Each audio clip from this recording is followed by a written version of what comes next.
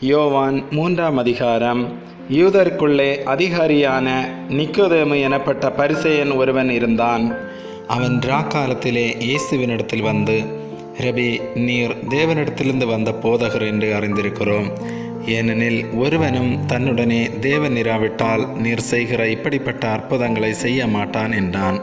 இயேசு அவனுக்கு பிரதியுத்தரமாக, ஒருவன் மறுபடியும் பிறவாவிட்டால் தேவனுடைய ராஜ்யத்தை காண மாட்டான் என்று மெய்யாகவே மெய்யாகவே உனக்கு சொல்லுகிறேன் என்றார். அதற்கு நிக்கோதேமு, ஒரு மனுஷன் முதிர் வயதாய் இருக்கையில் எப்படி பிறப்பான்?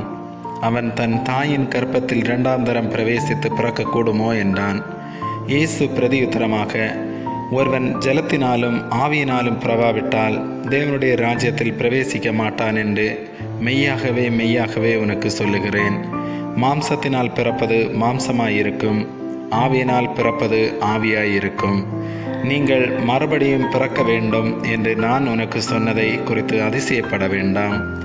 காற்றானது தனக்கு இஷ்டமான இடத்திலே வீசுகிறது, அதன் சத்தத்தை கேட்கிறாய், ஆகிலும் அது இன்ன இடத்திலிருந்து வருகிறதென்றும் இன்ன இடத்துக்கு போகிறதென்றும் உனக்கு தெரியாது. ஆவியினால் பிறந்தவனவனோ அவனும் அப்படியே இருக்கிறான் என்றார். அதற்கு நிக்கோதேமு, இவைகள் எப்படி ஆகும் என்றான். இயேசு அவனை நோக்கி, நீ இஸ்ரவேலில் போதகனாய் இருந்தும் இவைகளை அறியாமல் இருக்கிறாயா? மெய்யாகவே மெய்யாகவே நான் உனக்கு சொல்லுகிறேன், நாங்கள் அறிந்திருக்கிறதை சொல்லி நாங்கள் கண்டதை குறித்து சாட்சி கொடுக்கிறோம். நீங்களோ எங்கள் சாட்சியை ஏற்றுக்கொள்ளுகிறதில்லை. பூமிக்கடுத்த காரியங்களை நான் உங்களுக்கு சொல்லியும் நீங்கள் விசுவாசிக்கவில்லையே. பரம காரியங்களை உங்களுக்கு சொல்வேனானால் எப்படி விசுவாசிப்பீர்கள்? பரலோகத்திலிருந்து இறங்கினவரும் பரலோகத்தில் இருக்கிறவருமான மனுஷகுமாரனே இல்லாமல் பரலோகத்துக்கு ஏறினவன் ஒருவரும் இல்லை. சர்ப்பமானது மோசையினால் வனாந்தரத்திலே உயர்த்தப்பட்டது போல மனுஷகுமாரனும் தன்னை விசுவாசிக்கிறவன் எவனோ அவன் கெட்டு போகாமல் நித்திய ஜீவனை அடையும்படிக்கு உயர்த்தப்பட வேண்டும். தேவன் தம்முடைய ஒரே பேரான குமாரனை விசுவாசிக்கிறவன் எவனோ அவன் கெட்டு போகாமல் நித்திய ஜீவனை அடையும்படிக்கு அவரை தந்தருளி இவ்வளவாய் உலகத்தில் அன்பு கூர்ந்தார்.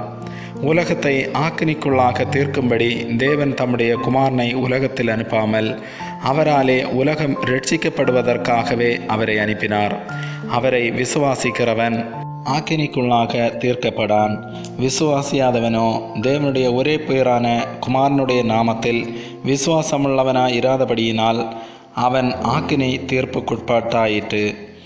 ஒளியானது உலகத்திலே வந்திருந்தும் மனுஷருடைய கிரியைகள் பொல்லாதவைகளாய் இருக்கிறபடியினால் அவர்கள் ஒளியை பார்க்கிலும் இருளை விரும்புகிறதே அந்த ஆக்கினை தீர்ப்புக்கு காரணமாயிருக்கிறது. பொல்லாங்கு செய்கிற எவனும் ஒளியை பகைக்கிறான், தன் கிரியைகள் கண்டிக்கப்படாதபடிக்கு ஒளியினிடத்தில் வராதிருக்கிறான்.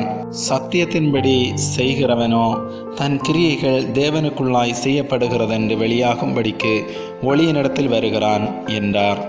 இவைகளுக்கு பின்பு இயேசுவும் அவருடைய சீசரும் யூதேயா தேசத்திற்கு வந்தார்கள்.